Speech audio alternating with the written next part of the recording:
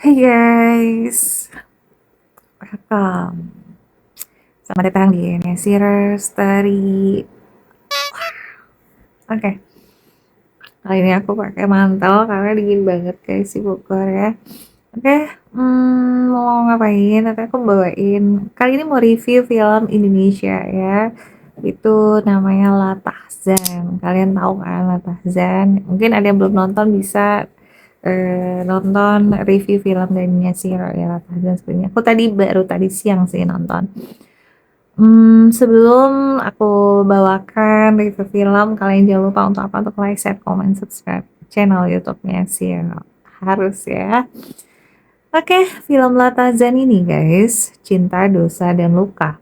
Sebuah drama rumah tangga yang intens dan penuh konflik, disutradari oleh Hanung Bramantyo dan diproduksi oleh MD Pictures. Film ini diadaptasi dari kisah viral di TikTok karya Eliza Siva dan dibintangi oleh Marshanda, Deva Mahendra, dan Ariel Tatum. Ya ini dedengkotnya acting ya guys ya. Cerita film ini berkisar ya pada kehidupan Alina guys ya. Ya, tunggu. Keluarga Alina ini dikenal sebagai keluarga yang harmonis. Mas Reza adalah suami yang penyayang, Alina ibu yang penuh perhatian, dan anak mereka tumbuh dalam rumah yang hangat. Semua berjalan lancar, tidak sempurna tapi utuh. Ya. Tidak ada yang mencurigakan, tidak ada yang perlu dicurigai sampai Asi ini datang guys nih ya. Asi masuk sebagai siapa? Sebagai baby sister teman-teman. Penampilannya itu sederhana, sikapnya lembut ya kan, tutur katanya itu santun banget. Orang-orang langsung menyukainya. Tetangga bilang Alina beruntung. Bahkan pembantu lama dan sopir keluarga menganggap Asi perempuan yang baik, yang niat bekerja. Tapi tidak ada yang tahu Asi sudah mengincar keluarga itu udah lama guys. Jadi dia udah target di keluarga inceran gitu kan. Oke, pelan-pelan satu persatu orang yang menghalangi Asi ini disingkirkan sama dia guys. Pembantu lama dipecat karena kesalahan kecil. Ya, terus sopir dikeluarkan dengan alasan sepele. Rumah itu akhirnya diisi oleh orang-orang yang bisa dikendalikan oleh Asi nih teman-teman ya. Jahat banget ya. Rumah itu terasa berubah, kayak makin apa ya, jadi Mas Reza itu menjadi berbeda kepada istrinya guys ya.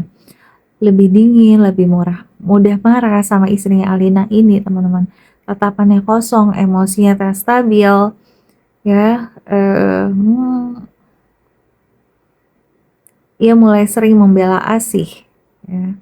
Bahkan untuk hal-hal yang tak masuk akal, Alina merasa suaminya itu menjauh tuh ya. Tapi kita mengerti kenapa. Yang lebih menyakitkan anak mereka mulai lupa pada ibunya sendiri guys. Anaknya tidak lagi nyaman di peluk Alina ya. Kenapa seperti itu? Ya dia udah nggak nyaman ya.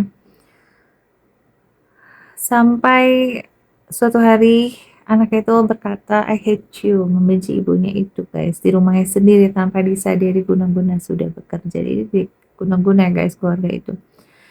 Asi menggunakan sihir dan gendam untuk memisahkan Alina dari keluarganya, membuat Mas Reza lupa, membuat anaknya membenci, dan membuat Alina perlahan tersingkir harus pergi. Perselingkuhan itu pun terjadi teman-teman. Bukan karena cinta, bukan karena nafsu, tapi karena kendali. Ya. Mas Reza yang sudah sepenuhnya berada di bawah pengaruh magic, menjalin hubungan dengan Asi di rumah itu sendiri. Rumah yang seharusnya aman justru menjadi tempat pengkhianatan. Kebenaran datang dari orang yang telah lama disingkirkan. Mantan sopir keluarga menghubungi Alina nih guys ya. Ia menceritakan kecurigaannya sejak awal tentang Asih, tentang benda-benda aneh, tentang perubahan perilaku yang tak wajar, Saat itu Alina sedang dalam perjalanan menuju bandara, hendak terbang ke Dubai guys, tapi di cancel ya karena dia melihat sebuah video pembantunya ini sama suaminya ya. Jadi lagi ya gitu deh ya. Dia kaget, shock, terbalik aja. Dan apa, ketika dia putar balik ke rumah itu guys, melihat si sosok si suaminya sama pembantunya sedang melakukan hubungan suami istri. Wow, ya dipergok lah. Tapi kenapa Mas Reja ini dalam kondisi apa ya, terkena sihir dari si pembantu ini ya, sehingga pertengkaran, tapi suaminya tidak, Mas Reza ini tidak membela Alina guys, malah dia membela pembantu itu. Alina diusir secara paksa dengan benar-benar tidak manusiawi ya guys, jadi diusir sama si Mas Ari ini dari rumah. Jadi anaknya pun ikut membenci ibunya. Jadi itulah bahaya sihir ya teman-teman. Alina pergi hancur hatinya, lalu dia mendatangi seorang ustadz guys. Ustadz memberi peringatan masih ada gendam utama. Jadi kata Ustadz ini tuh suami dan anak-anaknya ini guys, ini dalam pengaruh sihir ya. Jadi Alina harus mengambil beberapa kayak jimat-jimat gitu yang ditaruh di lemarinya, di tempat kamar babynya ya. Ada satu gendam yang belum bisa guys, jadi ketika udah diambil, si suami ini kan main sepak bola gitu ya kalau nggak salah. Nah itu ditepok gitu dari belakang dan langsung nggak sadar, diruqyah lah ya, istilahnya diruqyah ternyata. Dan Alina tuh mendapat telepon dari anaknya bahwa si anak yang gede ini udah sadar bahwa dia pembantu ini jahat. Nelfon lah ibunya guys, anaknya nelfon ibunya, terus ya si Alinanya langsung pengen menyelamatkan dua anaknya yang masih baby guys. Aduh, aku pun akan melakukan hal sama ya teman-teman, menyelamatkan anaknya. Si suami ya Mas Reza ini sudah diruqyah nggak mempan. Ternyata kata ustadznya ada satu gendam utama yang harus Alina hancurkan, jadi harus didoain dulu, sebelum itu bacain surat lalu dibakar, seperti itu ya guys. Jadi seru banget. Langsung ketika si Alina sudah nyampe ke kamar anaknya, dia kata dia gitu, kamu jangan bersuara gitu. Jadi karena Alina tuh harus mencari di mana sih ini properti yang bikin rumah tangga hancur gini. Ternyata di atas loteng, ngerti gak sih, ada atap tuh. Nah itu di atas, dia sampai manjat ke situ guys, bayangin ya. Si pembantu ini udah kayak udah kayak panik gitu, nyari, dia ngejar si Alina dan anak-anak itu gitu kan. Nah ketika itu udah terjadilah itu ya, antara perdebatan itu antara Alina dan si pembantunya, sehingga menyebabkan si pembantu jatuh dari rooftop ya. Jadi akhirnya suaminya Mas Reza sadar ya, akhirnya suaminya Mas Reza sadar, dia akhirnya ya belum memutuskan langsung balikan. Alina masih sakit hati banget ya guys ya. Tapi lama-lama akhirnya berbaikanlah mereka ya, melaksanakan uh, ibadah haji atau umroh ya. Akhirnya sudah itu mereka kembali bahagia. Dan nggak tahu ini ada kelanjutan atau enggak ya guys, karena setelah itu ternyata pembantu itu belum mati guys. Jadi kayaknya kalau menurut aku sih bakal ada kelanjutan selanjutnya ya film ini ya. Dia melakukan hal yang sama dengan keluarga yang baru, menjadi seorang pembantu. Dan itu dilihat oleh Alina ketika dia supermarket, dia ngeliat korban baru ya. Jadi ya gitu teman-teman, kita jangan pernah mengizinkan siapapun masuk ke dalam rumah kita guys ya. Apalagi misalnya masih muda, belia masih muda tuh kadang ambisinya masih tinggi banget guys untuk menguasai sesuatu yang bukan punya hak kita. Itu biasa kayak gitu ya, bila bila ekonominya sangat minim ya guys ya. Nah, sekarang aku mau bahas tentang iya teman-teman, ini bagus banget, recommended, kalian boleh nonton ya. Sekarang pertanyaannya adalah, kenapa suami bisa tertarik sih dengan baby sister ya, atau ART atau pembantu rumah tangga? Ini karena psikolog ya, diambil dari kumparan MOM, kumparan mom, sorry. Nah, eh menyusul kabar berakhirnya pernikahan seorang selebriti beredar dugaan perselingkuhan antara suami dan baby sister atau mengasuh anaknya. Hal ini pun ramai di media sosial. Apa yang bisa membuat suami tertarik seperti itu? Nah, Vera menjelaskan seseorang yang sudah menikah kemudian melakukan aksi-aksi seksual di luar pernikahan itu bisa dijadikan sebagai salah satu pemikat, guys, tentu. Uh, karena biasanya si perempuannya itu pencari nafkah, sisanya kerja. Biasanya suaminya selingkuh, iya, istri terlalu sibuk ya. Jadi ketika suami bergantung pada istri, maka ada upaya kompensasi berlebihan dari pihak laki-laki. Suami punya pengertian tentang gender bahwa mereka maskulin, sehingga seharusnya mencari penafkah utama di dalam keluarga, tapi ketika mereka tidak bisa melakukan, suami merasa identitas gendernya pun terancam, guys. Jadi ada upaya untuk mengatasi perasaan insekuritas atau overcompensation itu dengan cara tertentu. Salah satunya adalah dengan punya pasangan lebih dari satu. Ya, jadi ya rata-rata. Jadi oke, sekarang menurut pengalaman Nia Siro kayak gimana sih gitu. Aku jujur aku pernah mengalami apa yang dialami oleh Alina, dan itu true story, kisah nyata aku sendiri. Jadi aku tuh benar-benar mengalami di pernikahan pertamaku ya, yang converse yang pertama. Kalau boleh aku cerita, yang dikatakan oleh Vera ini benar, bahwa rata-rata istrinya itu mencari nafkah. Jadi aku tuh memang bekerja, aku tuh tulang punggung keluarga. Jadi dulu mantan suamiku tuh nggak kerja teman-teman, jadi ya aku harus kerja gitu, dan aku punya anak ya. Sekarang yang dia gede, eh apa sih yang udah gede ini, nah itu pernikahan yang pertama. Jadi apa ya,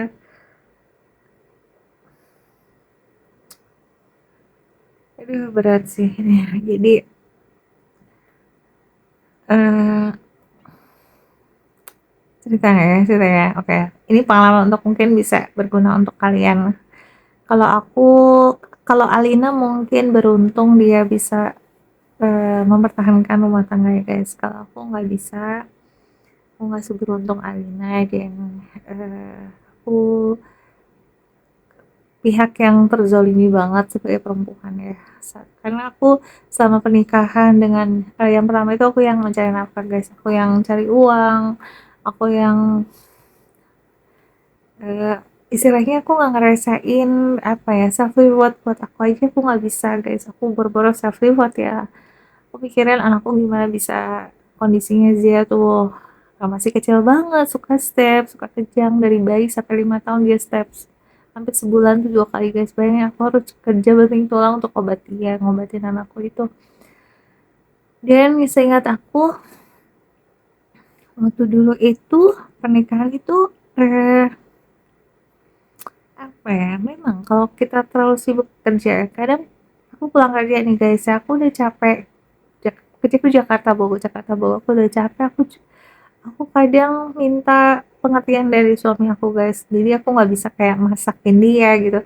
Akhirnya eh, aku tadinya pembantu aku ini bukan yang ini guys, jadi yang lama ikut aku adiknya selalu bantuin aku. Jadi karena aku pindah rumah sewa, jadi kakaknya lah yang disodorkan. Dia bilang sama aku, pembantu lama aku bilang, ini dia habis cerai gitu, kasihan kakakku aja, dia dan aku butuh yang nginap karena anakku Zia masih kecil banget ya. Aku kadang pulang malam jam 10, kadang tengah malam gitu kan, subuh udah berangkat, aku kayak gitu guys. Oke, akhirnya aku dia usianya masih muda, status janda berarti kan. Ya tampang itu aku ngelihat pertama kali ngeliat dia itu nggak tega guys, tampaknya dia oh, kasihan banget gitu, dan aku ngerasa aku punya power untuk bantu dia gitu. Ya udah akhirnya selang berapa lama eh, kalau di depan aku mereka tuh kayak yang musuhan gitu ya sih, kayak yang tuduh-tuduhan gitu. Yang paling nyeseknya yang aku nggak curiga, aku jadi tiap aku gajian guys ya, itu uangku hilang. Mau bayar sewa rumah, mau bayar pembantu itu nggak ada, dia ngambil. Yang tahu password aku tuh mantanku, dan pembantu itu nggak tahu mantanku, tapi dia melemparkan kesalahannya kepada pembantu aku guys. Jadi mereka berdua salah-salahan. Nah udah gitu kan kita udah, aku nggak mikir mereka akan ada affair dong, karena mereka salah-salahan gitu. Nah saat itu ibu aku yang bilang bahwa ini kayaknya, oh suami kamu di rumah terus. Iya, suami kalau selingkuh sama pembantu guys dia betah di rumah, tahu-tahu di rumah gitu. Pas aku pulang dia tahu-tahu lagi nonton TV, kok biasa dia main sama temennya gitu guys ya, ini rajin di rumah gitu. Nah dan ke gapnya itu ketika apa, ketika aku tuh kan berangkat kerja, ada yang ketinggalan teman-teman, ada yang ketinggalan. Pas aku balik, aku mergokilah sama pembantu aku, dia sama aku kayak neraka. Sumpah itu yang pertama kali aku ngobrol pacaran, bayangin aku nggak tahu cowok baik enggak, tapi aku mau ngerasa diri aku hamil dia, dia sudah berkhianat, dia sudah membawa perempuan ke rumah. Jadi emang udah dia karakter nggak setia ya guys. Aku salah sih. Ya udahlah perjalanan aku ya. Kalau aku nyesel kan aku nggak ada Zia juga anakku. Akhirnya aku melihat mereka gitu, aku dengan tetap tenang aku bilang, boleh kita bicara bareng-bareng, bilang gitu guys. Kalian tahu aku minta force saat itu juga, aku minta cewek, dan aku eh, minta dia untuk tanggung jawab sama pembantu aku yang terusir dari rumah, yang bayar tuh aku guys, tapi aku yang diusir sama mantan suami aku nggak bawa apa, baju pun aku nggak boleh bawa. Kayak kamu bawa baju aku tuh kayak di fisik ya, aku di gitu gitu sama dia, nggak mau cerai sama aku. Ya gimana ya, nggak bisa egois jadi cowok ya. Kalau kamu udah nggak setia, aku tuh hal fatal bagi aku kesetiaan guys. Kalau udah nggak setia udah nggak bisa, aku nggak bisa pertahanin lah. Kalau ekonomi aku masih bisa bantu teman-teman, tapi kalau kayak kesetiaan aduh nggak deh. Akhirnya eh, aku tetap otakku aku bawa anakku kayak sampai ribut, ribut besar. Dia, aku nggak ada masalah, aku nggak bawa apa-apa ya, itu padahal aku yang mengusahakan ya semua perabotan apa. Udah aku lihatkan mereka berdua, aku selamatin anakku sih ya. Aku hidup dari nol, aku nggak punya baju, aku cari kontrakan, bayangin. Berdua aku gendong anakku ya, sedih banget ya. Hal-hal yang paling aku trauma di situ, aku belajar untuk kayak nggak ada guys pasangan yang setia. Suatu waktu mereka akan memperlihatkan sisi kelemahannya. Iya, manusia ada lemah ya. Akhirnya yang paling sedih apa, mantan gue suamiku tuh update di FB, jadi si pembantu itu difoto sama dia pakai baju tidur aku, di update pula. Itu hal paling nyesek, dan aku tahu itu tuh dari adik aku. Jadi adik aku yang suka stalker, aku jarang sih kepo-kepo ya, aku cuek aja. Ya udah di situ aku nata hidup baru guys. Aku lumayan berat banget kalau kalian kayak kayak aku ya, eh terusir dari rumah sendiri. Satu, kalian harus fokus gitu sama, udah lupain aja, anggap aja gitu, udah nggak pernah jadi, karena kalau diingat kan pasti sakit hati banget ya. Situ aku mulai dari nol, aku mulai nyicil, beli perabotan, beli TV dulu, tidur aku masih di lantai kayak sama anakku. Ya Allah sedih banget saat itu ya. Aku susah, aku cari kerjaan, alhamdulillah aku nggak pernah lama ya, aku selalu kerja, dapat kerjaan, panggilan kerja. Akhirnya sampai detik ini ya, dari sejak kegagalan aku yang pertama, aku agak trauma sama cowok guys. Jadi Ya gitulah ya, intinya kalian jangan pernah apa ya, masukkan wanita atau pria di dalam rumah yang bukan muhrimnya karena itu berbahaya. Lebih baik nanti cari deh yang udah agak tua gitu atau yang memang menurut kita ya nggak mungkin menarik lah ya kan. Demikian review film Latazan ya, terima kasih ya. Latazan itu true story, jadi bahwa bukan hanya aku saja, pasti banyak di luar sana yang ngalamin kayak aku, dan kalian harus kuat perempuan. Kalian jangan bergantung sama suami, jangan bergantung pada siapapun, kalian harus bergantung pada diri kalian sendiri. Biar kalian sakiti, kalian gak sakit-sakit banget, masih bisa move on guys ya. Oke, terima kasih nih ya Sirah pamit. Jangan lupa like, share, comment, dan subscribe. Bye bye. Love you.